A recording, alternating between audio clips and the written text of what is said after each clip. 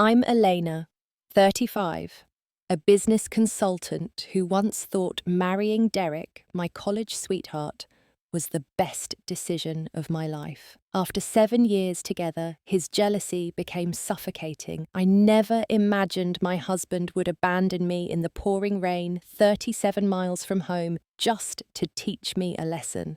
But what Derek never expected was that I had prepared for this moment. Before I share how this unfolded, let me know where you're watching from. If you've ever dealt with a toxic relationship, hit subscribe for more stories about finding strength when you need it most. The first time I met Derek was during my sophomore year at Westridge University. I was studying business administration, focused entirely on my future career. He was a marketing major with a charming smile that made my heart skip whenever I saw him across the campus cafe. I remember that Tuesday afternoon when he finally approached my table. "Is this seat taken?" he asked, though there were plenty of empty tables around us. His confidence was magnetic. I pushed my textbooks aside and nodded, trying to hide my smile. Derek was everything I thought I wanted. Smart, ambitious, and attentive. Our first date was at a small Italian restaurant just off campus. He remembered every detail I mentioned about myself during that dinner, from my favorite childhood book to my dream of becoming a business consultant. "You're going to be amazing at whatever you do, Elena," he said, raising his glass to toast my ambitions. "I've never met anyone as driven as you." Those early days were filled with late-night study sessions that turned into deep conversations about our hopes and dreams. Derek talked about starting his own marketing agency someday. I shared my plans to work for a top consulting firm. We built castles in the air together, our futures intertwined in every fantasy. After graduation, I landed my dream job at Meridian Consulting, one of the most prestigious firms in the city. Derek got hired by a small marketing agency, a stepping stone, he said, to his bigger plans. The first sign appeared 6 months into my new job. I had stayed late working on a presentation when Derek called his voice tight with suspicion. "Who are you with?" he asked before even saying hello. "No one, I'm still at the office," I replied, confused by his tone. "It's almost 9, Elena. No one works that late, unless there's something else going on." I laughed it off, thinking he was joking. "You know how important this client is. I'll be home in an hour." When I arrived home, he was waiting by the door, arms crossed. He checked my lipstick as if looking for evidence it had been freshly applied. The moment passed quickly, and by morning he was back to his usual charming self, making me breakfast and apologizing for being paranoid. "I just love you so much," he said, kissing my forehead. "The thought of losing you terrifies me." His words melted my concerns away. I mistook jealousy for devotion, a mistake many women make when love clouds their judgment. Our engagement came shortly after I received a promotion at Meridian. I was now managing my own client portfolio, which meant more responsibility and longer hours. The night I told Derek about my promotion, he took me to the restaurant where we had our first date and proposed with a diamond ring that must have cost him months of savings. "I want to lock this down before you get too successful and realize you could do better than me," he joked as he slipped the ring on my finger. I didn't recognize the warning in his words back then. Our wedding was beautiful by all outward appearances. A summer ceremony in a garden full of roses surrounded by friends and family. But there was tension beneath the surface. My father pulled me aside before walking me down the aisle. "Are you sure about this, Elena? There's something about Derek that doesn't sit right with me." I dismissed his concerns as typical father protectiveness. "Dad, he loves me. He supports my career. What more could I want?" My father squeezed my hand. "Just remember, you can always come home if things aren't what they seem." I should have listened more carefully to those words. The first year of marriage, we settled into a routine. I continued climbing the ladder at Meridian, while Derek struggled to gain recognition at his agency. Each time he was passed over for a promotion or his ideas were rejected, his mood darkened at home. "They just don't recognize talent," I would reassure him. "Maybe you should look elsewhere." "Easy for you to say," he'd snap back.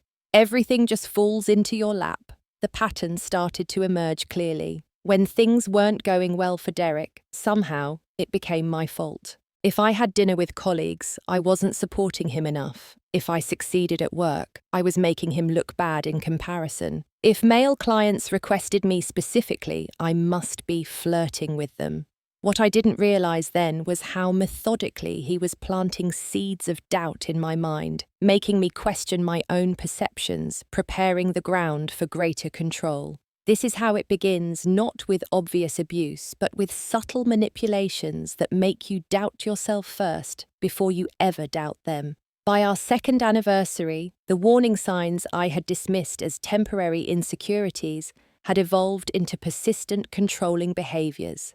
Derek no longer just questioned my late nights.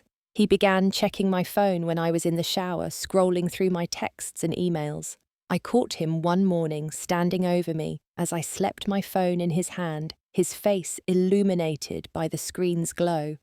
"What are you doing?" I asked, startling him. "Just checking the time," he said, quickly putting my phone down. But I had seen his fingers scrolling through my messages. When I confronted him later, he turned it around on me. "If you have nothing to hide, why does it bother you? Most wives would be happy their husbands care enough to be protective." I began finding little tests everywhere. He would call unexpectedly in the middle of meetings to see how quickly I would answer. He started showing up at my workplace for surprise lunches, his eyes scanning my office for signs of male colleagues. "I just wanted to see my beautiful wife," he would say loudly enough for everyone to hear, marking his territory while appearing to be the devoted husband. That year, I landed a major client for Meridian. Marcus Donovan was the CEO of Donovan Industries, a manufacturing company looking to expand internationally. The account would require extensive consulting over months, including some travel with Marcus and his executive team. When I shared the news with Derek, expecting celebration, his expression darkened immediately. "This Marcus guy, is he married?" was his first question. "I believe so, but what does that have to do with anything?" "Just trying to understand the situation fully," he replied with a false smile. "You'll be spending a lot of time together, won't you?" The questions continued. What did Marcus look like? Would they be working late? Would there be dinners, hotel stays? Each answer I gave was scrutinized, filed away as potential evidence of future betrayal. The Donovan account demanded long hours, an intense focus. Some nights I wouldn't get home until after 9, exhausted but satisfied with the progress we were making.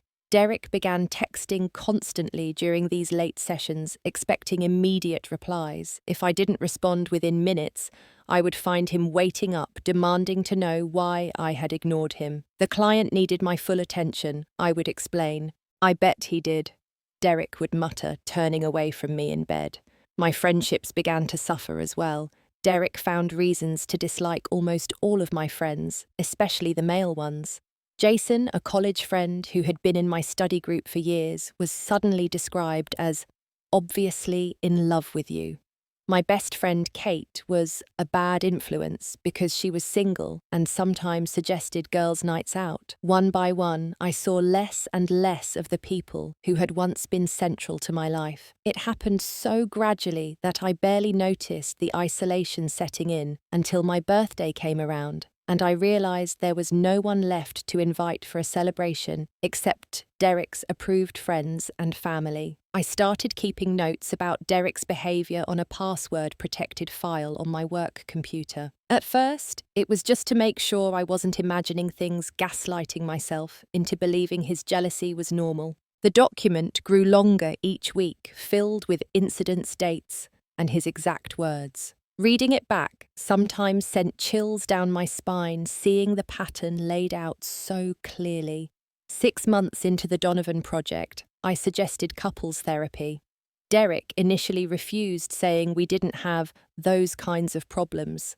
After considerable persuasion, he finally agreed.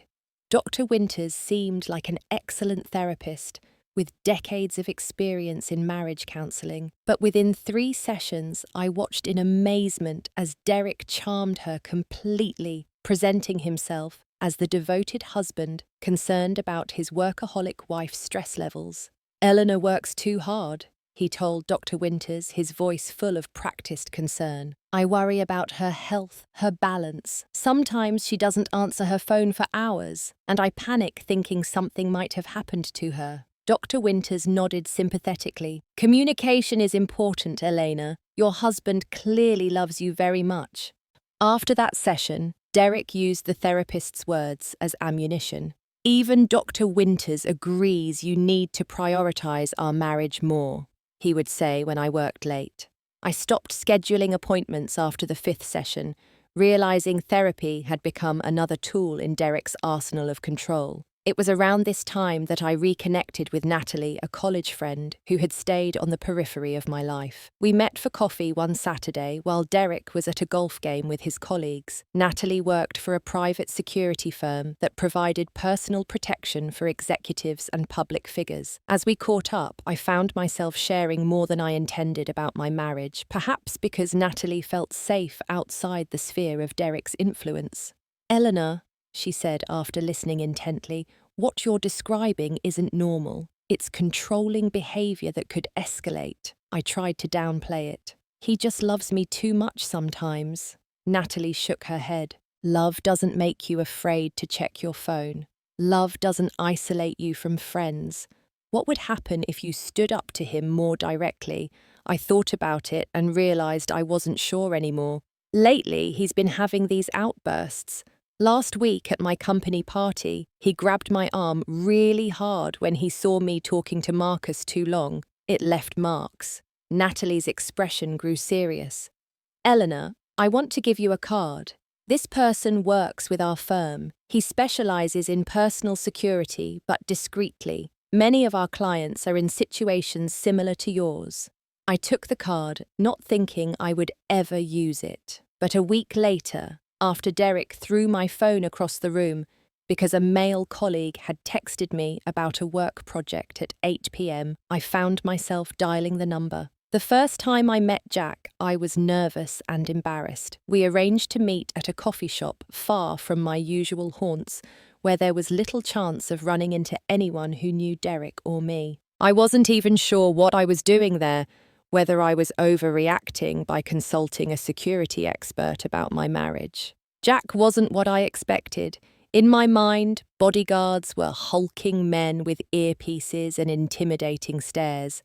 Jack was certainly fit, but in a lean, unassuming way. He was in his early 40s with calm eyes that noticed everything without appearing judgmental. He wore a simple button-down shirt and slacks, nothing that would draw attention. "Natalie told me a bit about your situation," he said, after we exchanged greetings, "but I'd like to hear it from you." For the next hour, I found myself telling this stranger things I hadn't fully acknowledged even to myself. Jack listened without interrupting, occasionally taking notes. He didn't react with alarm or pity, which somehow made it easier to keep talking. "What are you looking for from me exactly?" he asked when I finally ran out of words. I hesitated. "I don't know, protection, I guess." But not in an obvious way. If Derek thought I had hired security, it would only make things worse. Jack nodded.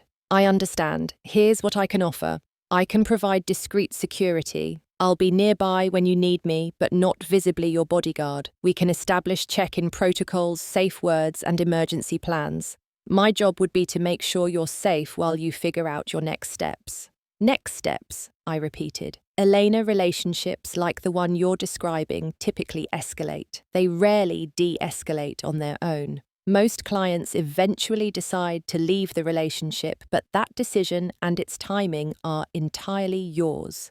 My role is simply to ensure your safety throughout the process." We developed a security plan that afternoon. Jack would position himself near my workplace or other locations as needed. We established a text check-in system using innocuous messages that wouldn't raise suspicion if Derek saw them. Jack would drive an unmarked black truck that wouldn't stand out in any parking lot. We exchanged emergency contacts and discussed various scenarios. Having Jack's invisible protection changed something fundamental in me. The knowledge that I wasn't completely alone against Derek's unpredictable behavior gave me courage I hadn't felt in years. I began standing my ground in small ways. When Derek demanded to see my phone one evening, I refused for the first time. No, Derek, my phone is private and I need you to respect that boundary. He was so shocked by my newfound backbone that he actually backed down, though not without sulking for the rest of the night. The old Elena would have handed over the phone to keep the peace. The new Elena, with an unseen safety net, could finally draw lines. Derek noticed the change but couldn't identify its source. "You're different lately," he accused one night after I declined to cancel a business dinner to soothe his insecurities. "More defiant." "Not defiant," I corrected, "just maintaining healthy boundaries." His eyes narrowed. "Did that therapist put these ideas in your head, or is it someone else, that Marcus guy, filling your head with nonsense about independence?" I nearly laughed at how wildly he was missing the mark, but kept my expression neutral. "No one is putting ideas in my head, Derek. These are my own thoughts." The confrontation I had been dreading came 3 weeks after I hired Jack. Derek and I were having a rare, peaceful evening at home when my phone buzzed with a text from Jack, checking in as we had arranged. The message simply read, "All set for tomorrow's meeting. Let me know if the time needs to change." Derek reached for my phone before I could.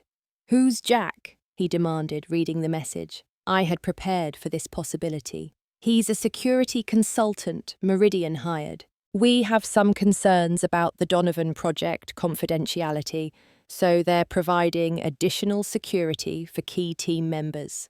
Derek scrolled through my previous exchanges with Jack, which I had carefully kept professional and vague for exactly this reason. "Why haven't you mentioned him before?"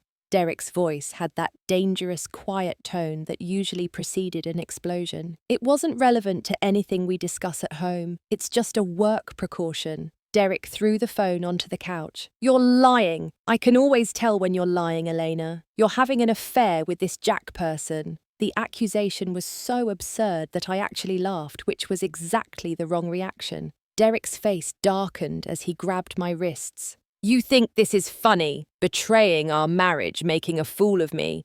"Derek, you're hurting me. Let go." I kept my voice steady, remembering Jack's advice about remaining calm during confrontations.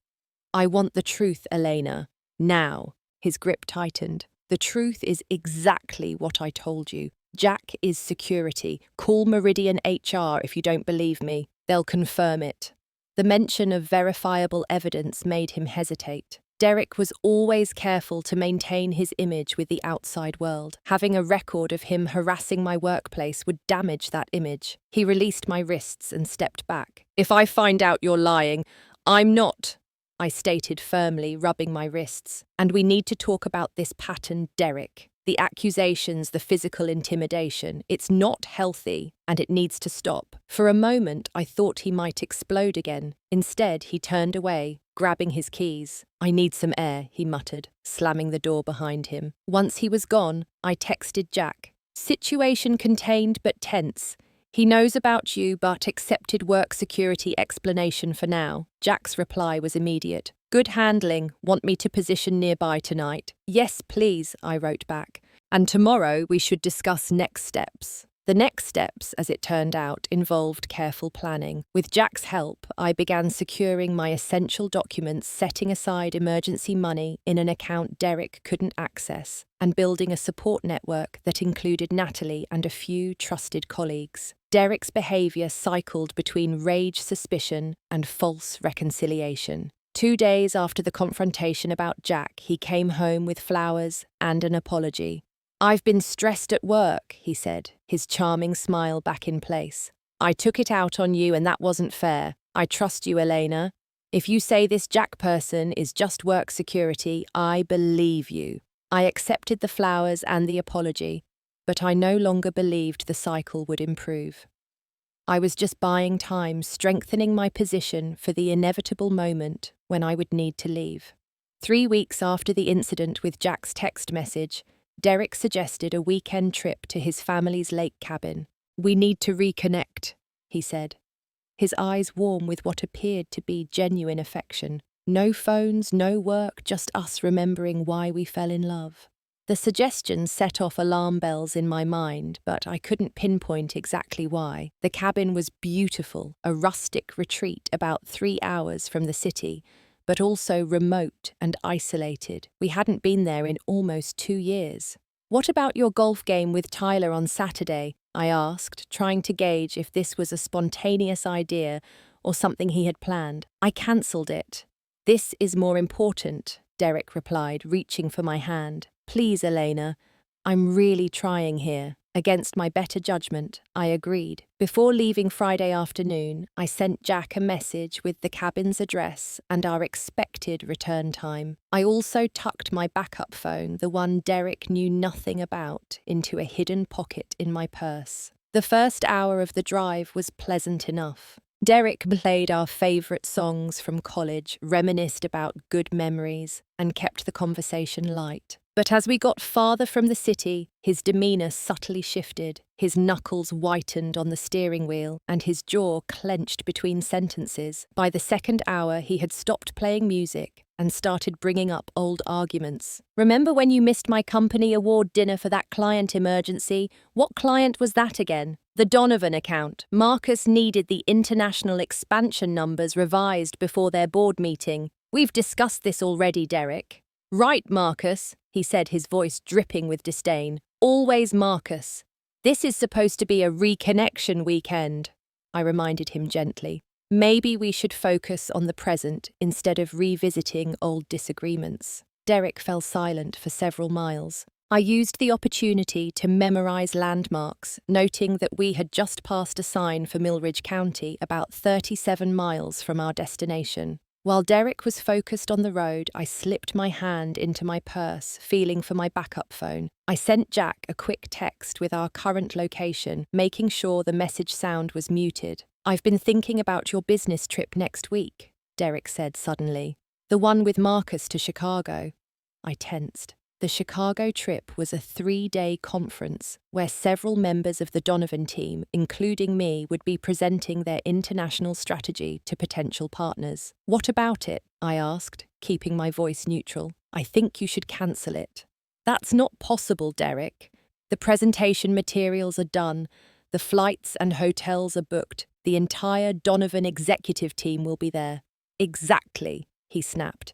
"The entire team. So they don't really need you specifically. Someone else could present your portion." Rain had started falling light at first, but quickly becoming a downpour that matched Derek's darkening mood. He pulled into a small roadside diner, the kind of place that seemed frozen in the 1970s, with faded red booths and waitresses who called everyone honey. Once seated, Derek continued his campaign against the Chicago trip. "I don't think it's appropriate for a married woman to be travelling with a man like Marcus." "A man like Marcus," I repeated. "You mean a client, a married father of 3 who has never been anything but professional." "I see how he looks at you," Derek insisted. "At the company Christmas party, he barely left your side." "Because we were discussing the Asia-Pacific expansion strategy, which I had been working on for weeks. It's literally my job, Derek." The waitress brought our coffee, giving us a curious look as she sensed the tension between us.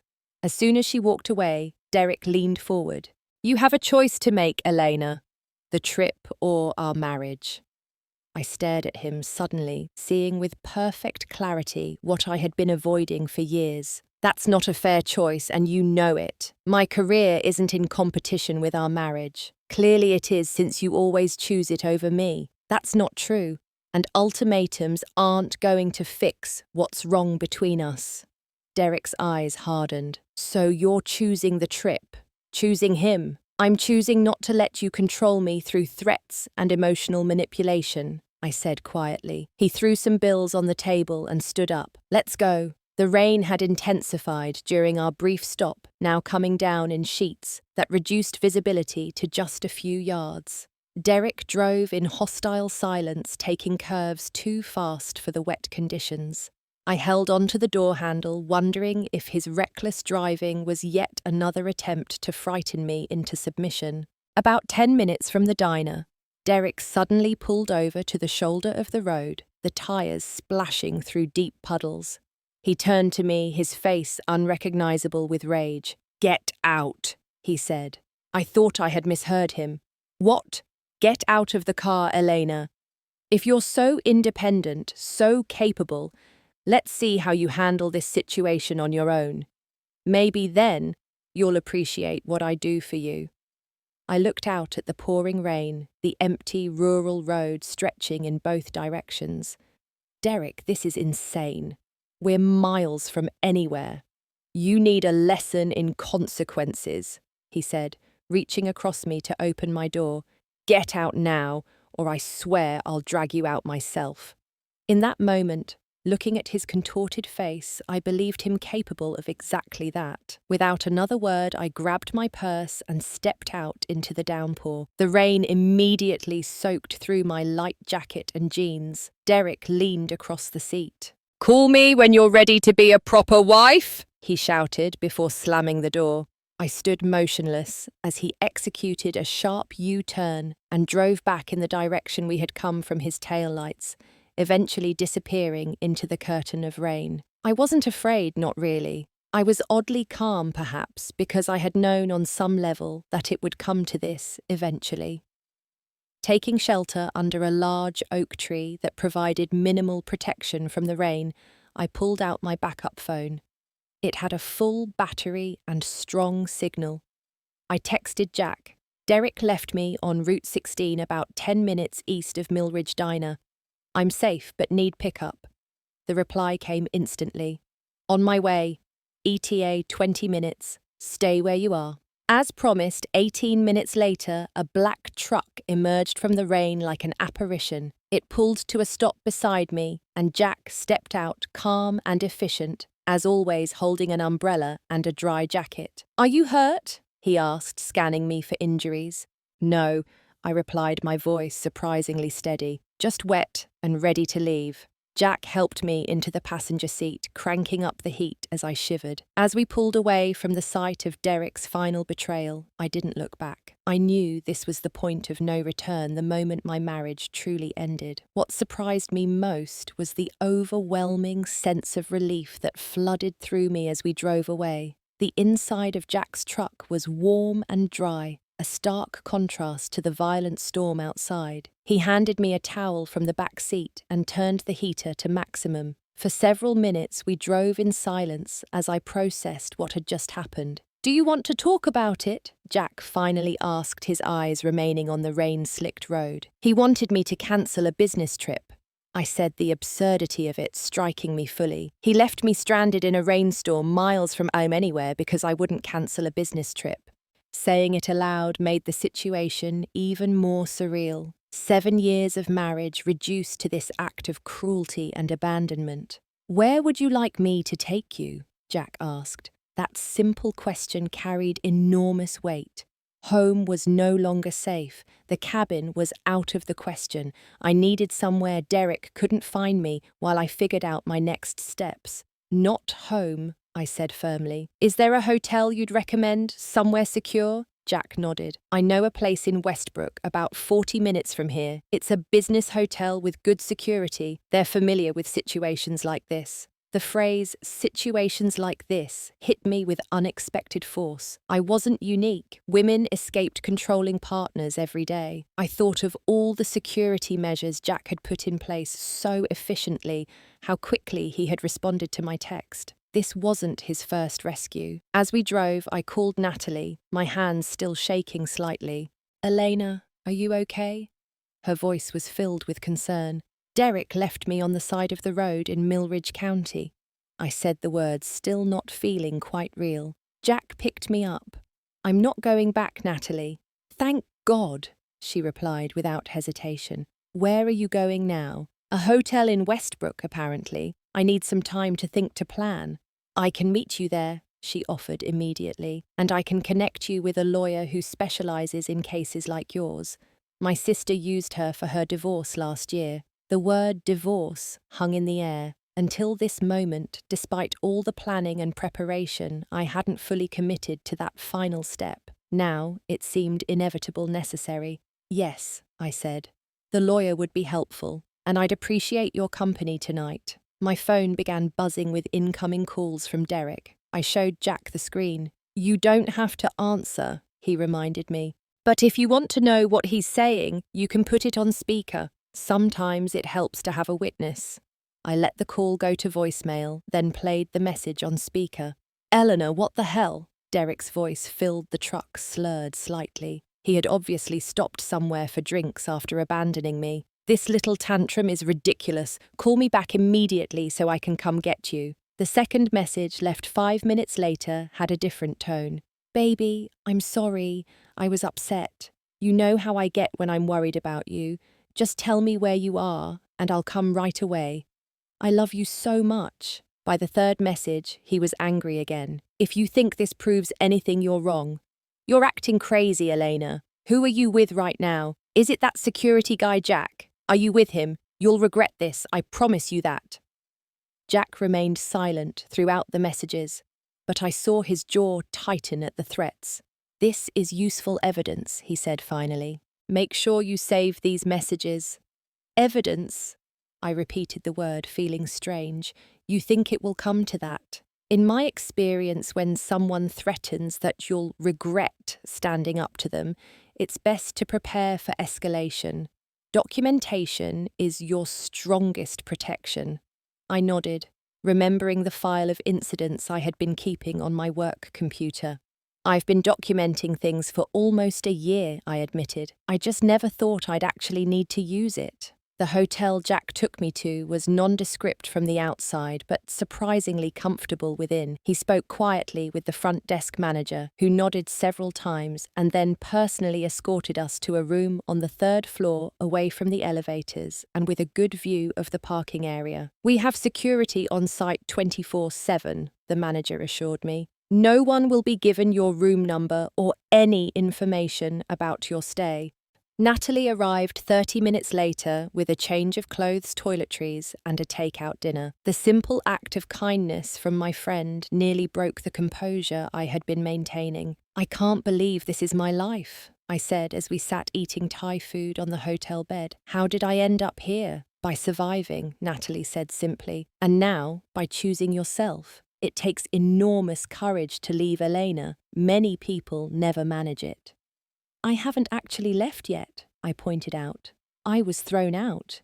But you're not going back, she stated, rather than asked. No, I confirmed. I'm not going back. That night, as Natalie slept in the second bed and Jack kept watch from a room across the hall, I lay awake watching Derek's increasingly desperate texts and calls. I didn't respond to any of them, each message only strengthening my resolve. The next morning, Natalie introduced me to Catherine Shelby, a divorce attorney who specialized in cases involving controlling or abusive spouses. Catherine's no-nonsense demeanor was exactly what I needed. Based on what you've told me, we have grounds for both divorce and a restraining order, she said, after hearing my story. The documentation you've kept will be extremely helpful. Can you send me those files securely? I can access them remotely from my work computer, I confirmed. Good. Now we need to discuss strategy. Phew. Men like your husband often escalate when they realize they're losing control. The restraining order is our first priority. After that, we'll address division of assets. But safety comes first. Catherine helped me draft a restraining order request incorporating the most recent incident along with a pattern of controlling and intimidating behavior. She filed it electronically that same day, explaining that we would have a hearing within days. Meanwhile, Derek had graduated from texts and calls to showing up at my workplace Monday morning. Jack, who had continued providing security, alerted me before I arrived. He's waiting in the lobby, Jack texted. Your choice: confront, avoid, or have security remove him. After consulting with Catherine, I chose the third option. Meridian's security team, briefed by Jack about the situation, escorted Derek from the building while I entered through a side entrance. The professional embarrassment of being removed from his wife's workplace only fueled Derek's anger. That afternoon, he sent a barrage of texts ranging from pleading to threatening, culminating in, "If you think you can just throw away our marriage, you don't know what I'm capable of. I won't let you go, Elena. One way or another, you're coming home." I forwarded the message to Catherine, who added it to our restraining order documentation.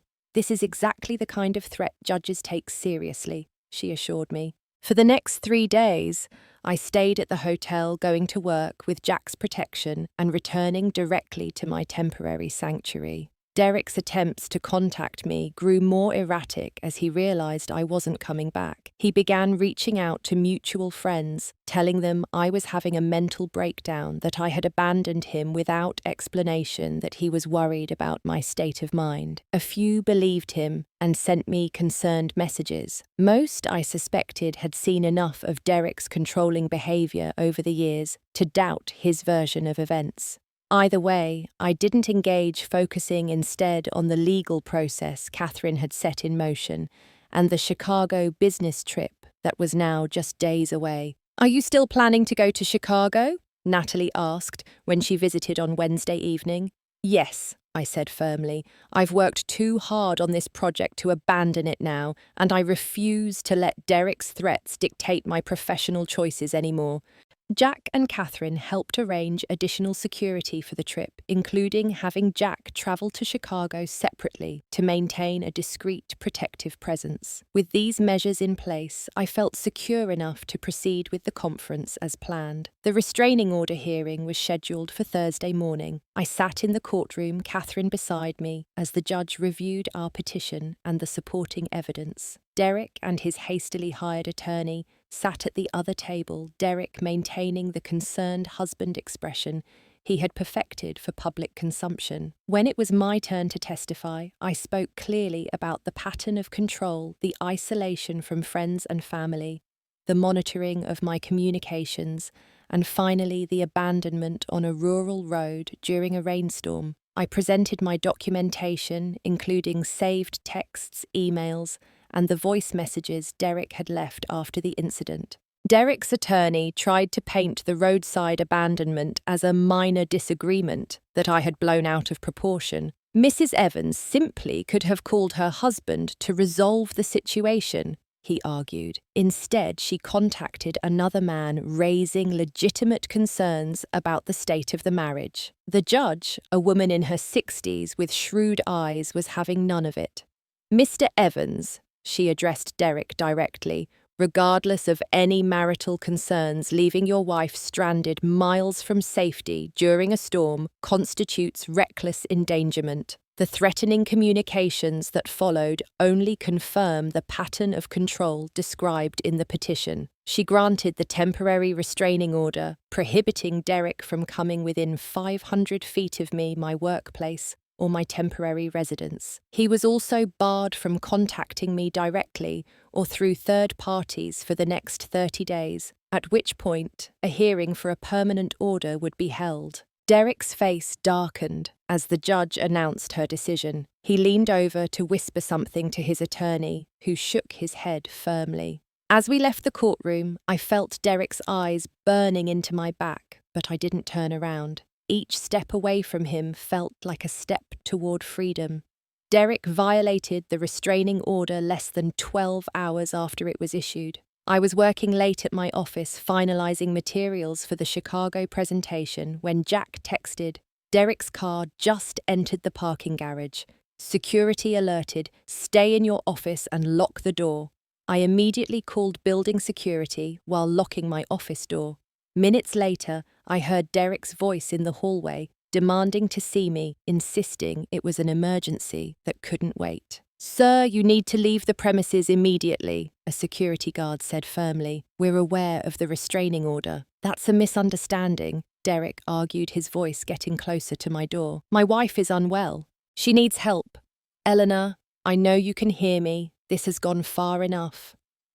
I remained silent, recording the encounter on my phone as Catherine had advised. Through the frosted glass of my office door, I could see shadows moving in the hallway. "Sir, this is your final warning," the security guard stated. "Leave now, or we will remove you and contact the police." There was a moment of tense silence, then Derek's voice, lower and more menacing. "Tell Eleanor this isn't over. She can't hide behind restraining orders and security guards forever." I could see Jack's silhouette now, positioned between Derek and my door. Though I couldn't hear what Jack said in response, Derek's shadow suddenly backed away. Moments later, the security guard knocked gently. "Ms. Bennett, he's being escorted from the building. Are you all right?" I opened the door to find both the guard and Jack standing there. "Yes, I'm fine, thank you both." Jack's expression was serious. "We should call the police to report the violation, and I think we need to reconsider your security arrangements." The police arrived 20 minutes later. I provided my statement and the recording of Derek's threats. They promised to look for him, but warned that he had likely left the area already. "This changes our approach," Jack said after the police departed. "The restraining order alone clearly isn't deterring him. For the Chicago trip, I'll need to be much more visible in my security role." The next morning, Catherine filed an emergency motion to enforce the restraining order, including the new violation. "The judge will take this seriously," she assured me. "Violating a restraining order within hours of its issuance demonstrates exactly why you needed protection." Despite Derek's escalation, I was determined to proceed with the Chicago trip. Marcus and the Donovan team had been understanding about my situation, arranging for additional hotel security, and ensuring I would never need to be alone during the conference. Derek made no further attempts to contact me before my departure for Chicago the next day. The silence was almost more unnerving than his previous barrage of communications. Jack flew out separately, but stayed in constant contact, coordinating with the hotel and conference security teams. The 3-day conference proceeded without incident. My presentation on international expansion strategies was well received, and for the first time in years, I could fully immerse myself in my work without worrying about Derek's reaction. The freedom was intoxicating, a reminder of who I had been before his control had gradually diminished me. On the last evening, the Donovan team hosted a dinner to celebrate the successful presentations. As we were leaving the restaurant, Jack suddenly appeared at my side, his expression alert. "Derek's here," he said quietly. "He just pulled up outside in a rental car. Security is on it, but we need to get you back to the hotel through the kitchen exit." My heart raced, but I maintained my composure as Jack guided me through the restaurant's back hallways. Marcus noticed our abrupt departure and followed concern evident on his face. "Is everything all right, Elena?" he asked. "My husband is outside," I explained briefly. "He's violated a restraining order to come here." Marcus's expression hardened. "I'll have our security team assist. No one threatens my team members."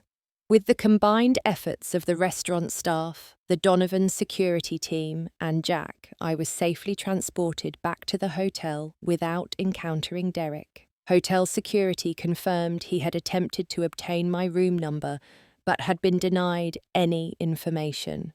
"We've alerted Chicago PD," Jack informed me once we were safely in my hotel room. "They're looking for him now for violating the interstate restraining order, which elevates the offence significantly." That night, as I packed for our return flight the next morning, I felt a strange mixture of fear and determination.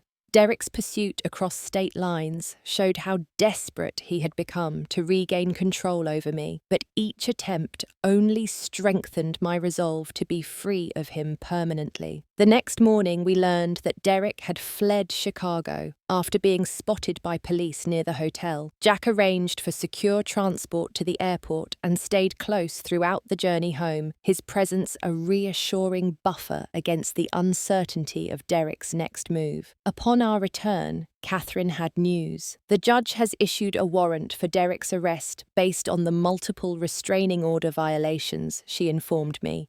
"And given his interstate pursuit, federal charges may apply as well. Elena, this is actually helpful for our case. His behavior is demonstrating exactly the pattern of control and potential danger that we've alleged. 2 days later, Derek was arrested when he returned to our house to retrieve more clothes. The police who had been monitoring the property took him into custody without incident. He was released on bail but fitted with an ankle monitor to ensure compliance with the restraining order. The arrest seemed to finally break through Derek's denial. His attorney reached out to Catherine to discuss settlement terms for the divorce, a tacit acknowledgement that the marriage was indeed over. Though negotiations would take months, that initial contact marked a turning point. Derek's campaign to force my return had failed, and now he was facing the consequences of his actions. As I sat in Catherine's office discussing the preliminary divorce terms, I felt a weight lifting that I hadn't even realised I was carrying.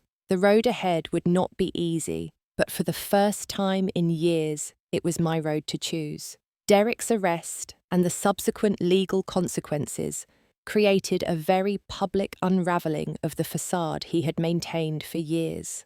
Colleagues who had seen him as the charming, devoted husband now witnessed his desperate attempts to control me, even as the relationship crumbled. It was both vindicating and deeply uncomfortable to have my private pain exposed, but the truth provided its own kind of protection. The most dramatic confrontation occurred 3 weeks after his arrest, when Derek showed up at my office again, having somehow tampered with his ankle monitor. This time, I wasn't alone in my office. I was in a conference room with several colleagues, including Marcus, who had flown in for follow-up meetings after our successful Chicago presentation. The commotion in the hallway alerted us before Derek burst through the door. He looked dishevelled, his usually immaculate appearance now rumpled eyes wild with a mixture of rage and desperation. "So this is why you left me," he shouted, gesturing at Marcus. "For your rich client, was he worth destroying our marriage?" Marcus stood, immediately positioning himself between Derek and me. "Mr. Evans, you need to leave now. This is completely inappropriate." Derek ignored him, his focus entirely on me. "Tell them, Elena. Tell them how you betrayed me, how you've been planning this for months with your bodyguard boyfriend." Security was already responding, but Jack reached the conference room first, having been alerted by the receptionist. His presence seemed to further enrage Derek. "And here he is, your protector. Is he warming my side of the bed too, Elena?" Jack remained professionally calm. "Mr. Evans, you're violating a court order. The police have been called. Your best option now is to leave quietly." Derek lunged forward, but Jack intercepted him with practiced efficiency, restraining him without excessive force until security arrived to assist. As Derek was led away, still shouting accusations, I remained seated, my hands steady, despite the adrenaline coursing through me. Marcus turned to me, concern evident. "Elena, I'm so sorry you had to endure that. Is there anything we can do to support you?" The compassion from my colleagues was unexpected. For so long, I had compartmentalized my professional and personal lives, never allowing the chaos of my marriage to intrude on my work. Now that the walls had come down, I was surprised to find not judgment, but support. "I'm okay," I assured them, and for the first time in a long while, it wasn't a lie. "Let's continue our meeting. I refuse to let this disruption affect our project." That incident resulted in Derek being held without bail. Catherine used it to secure a permanent restraining order and to push for more favourable terms in our divorce settlement. Derek's public meltdown had demolished his carefully cultivated image, and his attorney advised him to agree to our terms, rather than risk further damage in court. The divorce proceedings stretched over the next 6 months, a tangled legal process of dividing assets and lives. Through it all, Jack maintained a professional security presence, gradually reducing his coverage as Derek's legal troubles made him less of a threat. During this period, I began the slow process of rebuilding my life without Derek's controlling influence. I moved from the hotel to a new apartment in a secure building, changed my phone number, and reconnected with friends who had been pushed away during my marriage. Natalie became a constant presence, helping me rediscover my own preferences and interests that had been suppressed under Derek's control. Simple decisions like what to eat for dinner or what movie to watch became exercises in reclaiming my autonomy. "Do you remember how much you loved photography before you met Derek?" Natalie asked one weekend as we browsed a local art gallery. I paused, realizing I hadn't picked up a camera in years. Derek had always dismissed my photography as a hobby that took time away from him. "I think I still have my old camera in storage," I mused. "Maybe it's time to dust it off." That small decision to reclaim an interest that had once brought me joy became symbolic of my larger journey. Week by week, I rediscovered pieces of myself that had been buried under years of manipulation and control. Jack's role in my life shifted gradually as well. As the immediate security threat diminished, our professional relationship evolved into a friendship based on mutual respect. He continued to check in regularly, offering advice on personal security measures and becoming someone I trusted implicitly. One evening, about 8 months after Derek had left me in the rain, Jack and I met for coffee to discuss reducing security further. The divorce was nearly finalized, and Derek had been sentenced to probation for violating the restraining order with the condition that he move to another state. "You won't need me much longer," Jack observed. "You've established solid security habits, and the threat assessment has decreased significantly." "I'm not sure whether to feel relieved or abandoned," I admitted with a small smile. Jack studied me thoughtfully. "It's normal to feel both. You've been through an extreme situation, and having constant security becomes a kind of safety net. But from what I've seen, Elena, you're more than capable of standing on your own." "Thank you," I said sincerely. "Not just for the protection, but for helping me see that I could survive this, that I could be strong enough to leave." "You were always strong enough," Jack replied. "You just needed to remember it." As my personal life stabilized, my professional life flourished. The successful Donovan project led to a promotion at Meridian, placing me in charge of a team of consultants. Marcus continued to be a valued client and mentor, respecting both my expertise and the boundaries I now firmly maintained in all my relationships. The final divorce decree arrived on a Tuesday, a simple legal document that officially ended my 7-year marriage. I sat alone in my apartment that evening, expecting to feel grief or at least a sense of failure. Instead, I felt an overwhelming sense of peace, of rightness. The marriage had ended long before the legal paperwork, perhaps even before Derek left me on that rainy roadside. 2 weeks after the divorce was finalized, I started a support group for professional women dealing with controlling or abusive relationships. My experience had shown me how isolation enables abuse, and I wanted to create a space where women could share their stories without judgment. Our first meeting was small, just 5 women gathered in a community center conference room. I shared my story first, the full journey from falling in love with Derek's charm to recognizing the pattern of control to finally breaking free. The hardest part, I told them, wasn't leaving physically. It was leaving mentally, realizing that the relationship I thought I had was an illusion, that the person I thought I knew was showing me only what he wanted me to see. A woman named Teresa nodded, tears streaming down her face. "My husband has never hit me, so I kept telling myself it wasn't abuse. But he controls everything I do, everyone I see. I feel like I'm disappearing a little more every day." "That's how it starts," I acknowledged. "They don't begin with the big things. They start with small controls that seem like love or concern. By the time you realize what's happening, you're already isolated and doubting yourself." The group became a cornerstone of my healing process. Helping others navigate their own journeys out of controlling relationships gave purpose to my painful experience. Each woman's story reinforced the universal patterns of abuse while highlighting the unique courage it takes to recognize and escape it. A year after Derek left me in the rain, I took my first real vacation in years, a photography trip to the Pacific Northwest with Natalie. standing on a cliff overlooking the ocean.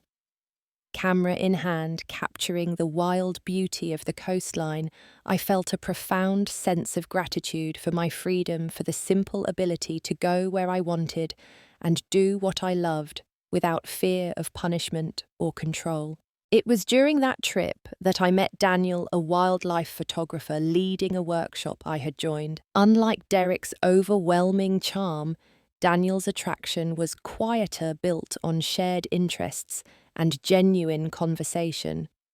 When he asked for my number at the end of the workshop, my first instinct was hesitation, old fears resurfacing. "I'm not in a rush," I told him honestly. "I'm still finding my way back to myself after a difficult marriage." Daniel nodded. "I understand. How about we start as photography friends? There's a great blue heron nesting site I'm documenting next month. You'd be welcome to join, no pressure for anything more." His respect for my boundaries was refreshing, a stark contrast to Derek's relentless pursuit. Over the months that followed, Daniel and I developed a friendship, first sharing photographs, critiquing each other's work, and gradually sharing more personal stories. When our relationship eventually evolved into something more romantic, it was built on a foundation of mutual respect and independence. Daniel never questioned my friendships with other men, including my ongoing friendship with Jack. He never made me feel guilty for focusing on my career or pursuing my own interests.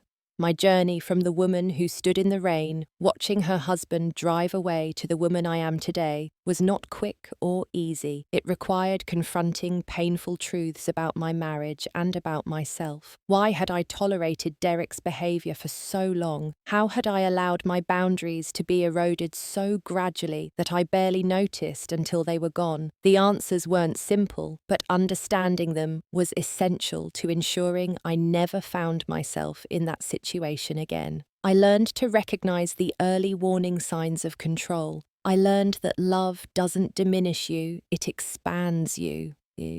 Most importantly, I learned to trust myself again, to believe in my own perceptions and intuitions when something feels wrong. If you're watching this and recognizing your own relationship in my story, please know that you deserve better. Controlling behavior is not love. No matter how convincingly it's disguised, there are people who will help you, who will believe you, who will stand beside you as you reclaim your freedom. The road won't be easy, but on the other side is a life that belongs truly to you, where you make your own choices without fear of punishment or abandonment, where you can stand in the rain and know that you have the strength to find your own way home. Have you ever been in a relationship where red flags were disguised as care and concern? What helped you recognize the pattern? Share your experiences in the comments and let's continue supporting each other. Please like and subscribe for more stories of overcoming challenges and finding strength. Remember, you are never as alone as they want you to believe.